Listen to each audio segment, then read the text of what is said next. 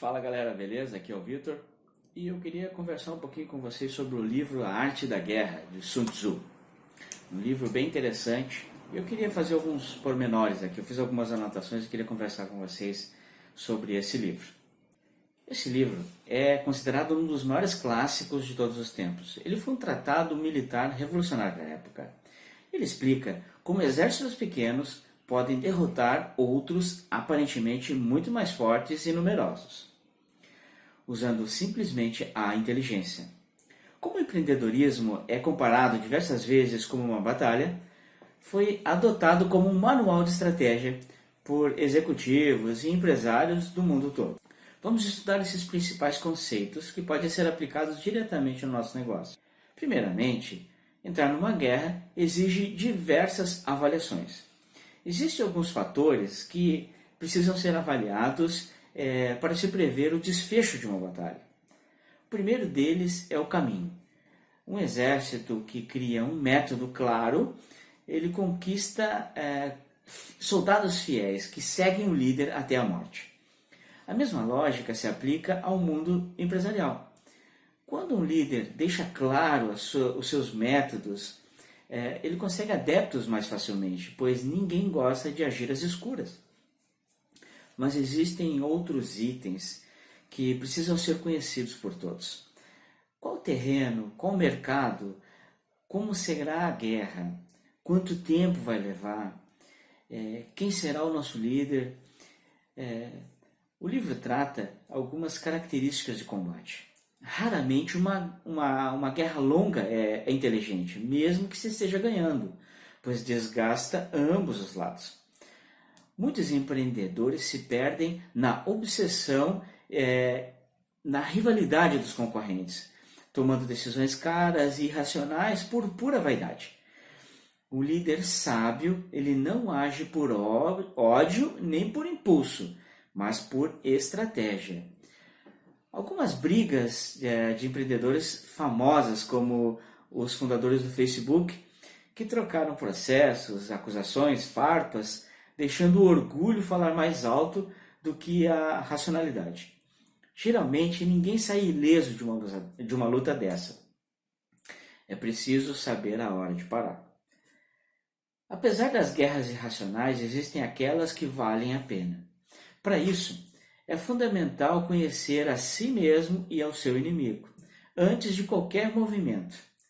Como diz a lei da estratégia de ataque. Quanto maior for a sua força em relação a dele, mais se pode arriscar. Quando a Pepsi começou a aumentar as suas vendas, ela ganhou mais ousadia para atacar a Coca-Cola, inclusive com campanhas provocativas com grandes chances de processos. Mas ela só fez isso quando ela tinha certeza que podia brigar de igual para igual. Outra estratégia muito utilizada é comprar o concorrente. Isso torna possível vencer o inimigo sem ter que combatê-lo. O próprio livro fala sobre isso. Uma aquisição traz planos, alianças, equipes do adversário sem a destruição de uma disputa. A Blockbuster teve a oportunidade de comprar a Netflix por uma pechincha antes de ela se tornar uma ameaça. Perdeu a chance e foi engolida. Para Sun Tzu, a guerra ela começa muito antes do combate propriamente dito.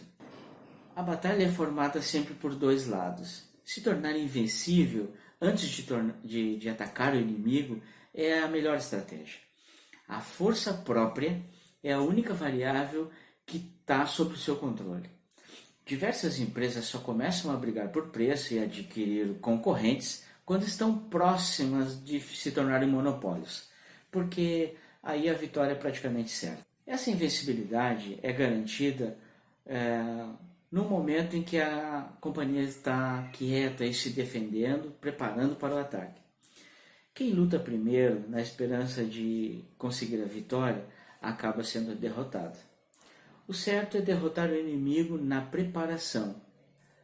Depois, você confirma a sua vitória através da luta. Liderar tropas grandes ou equipes pode ser um desafio para o para um líder. Mas é a mesma coisa do que liderar poucas pessoas. É uma questão de organização e método. Trazendo para os nossos dias, é possível encontrar empresas enormes que conseguiram criar métodos eficientes de gestão para aumentar a sua escala, tornando fácil a gestão de grandes equipes. Isso se torna possível quando as tarefas são eliminadas, automatizadas, e delegadas. Nesse momento, todos passam a seguir um fluxo e a pensar por si próprios sem precisar de microgerenciamentos. Algumas manobras podem nos ensinar muito sobre estratégia de negócios. Uma tropa que chega primeiro e fica esperando seu inimigo, ela está em clara vantagem. Da mesma forma, uma empresa com mais tempo de mercado, ela tem muito mais chance de sucesso se ela souber aproveitar essa oportunidade. Também é muito importante que a tropa tenha especialistas em defesa e ataque. Assim como nas empresas, precisam de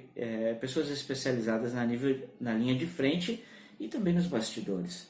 Os problemas internos podem levar a empresa para o buraco. Apesar dessa divisão de funções, a companhia tendo um foco muito bem definido, ela consegue a vitória, porque tropas dispersas elas podem ser atacadas e nas brechas você vai ser derrubado. Hoje em dia, o seu time precisa ser coeso, estar embaixo de uma marca e de uma missão forte, para nunca se esquecer de agir coletivamente, ser mais forte. Ao entrar numa batalha, o exército ele já deve pensar como que vai sair dela, caso seja necessária. Hoje em dia, diversas empresas perecem por não terem uma estratégia de saída, caso seus planos não deem certo. Quando desistir, o que deve ser feito quando as coisas derem errado? Não, a gente não deve esquecer de que fechar uma empresa é diferente do que quebrar. Sair antes do colapso. Quando você saber que isso deu errado, saia fora. A gestão dos seus liderados é muito importante no processo de uma batalha. Antes de você ir para cima deles, é preciso você ganhar a lealdade deles. Só assim a gente vai conseguir vencer. Hoje em dia, nós encontramos empreendedores mais preocupados em serem chefes do que líderes. Gritam, castigam e impõem regras desnecessárias e não conquistam antes. O verdadeiro líder também serve. Ele dá ordens claras e confiáveis e justas, fazendo seus liderados obedecerem porque acreditam naquela ideia e no seu comandante. O livro condena fortemente a presença de oráculos. Previsibilidade de futuro ruim pode desanimar a sua tropa, sua liderança. Uma ideia de negócio não pode ser baseada em apenas notícias e projeções, perspectivas erradas. Existem profecias auto-industrializadas. O certo é se planejar e ir à luta. Ter uma reserva, sem deixar o pessimismo alterar o processo. As coisas elas vão se ajeitando à medida que elas forem acontecendo. Um general é defender o seu soberano. Por isso, às vezes, ele precisará desobedecer às ordens, sabendo que a ordem vai fazer com que o processo dê errado.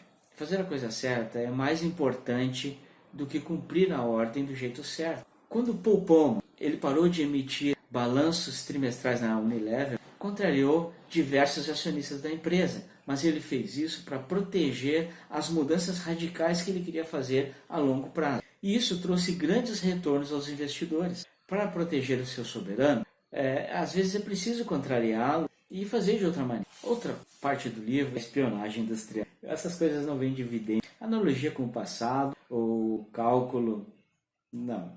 É preciso você conhecer o seu inimigo melhor do que qualquer um. É preciso saber explorar o conhecimento dos clientes, fazer uma pesquisa, até mesmo com os funcionários da concorrência. Eles têm uma visão nova sobre o trabalho. Eles conhecem as forças e as fraquezas, ajudando você a superar de uma forma mais fácil. E você? Você está pronto para a batalha? Prepare as suas armas, convoque as suas tropas, suas equipes e tenha uma boa estratégia de ataque, uma boa estratégia de defesa, conhecendo bem o seu terreno, os seus concorrentes, a sua vitória vai ser muito maior.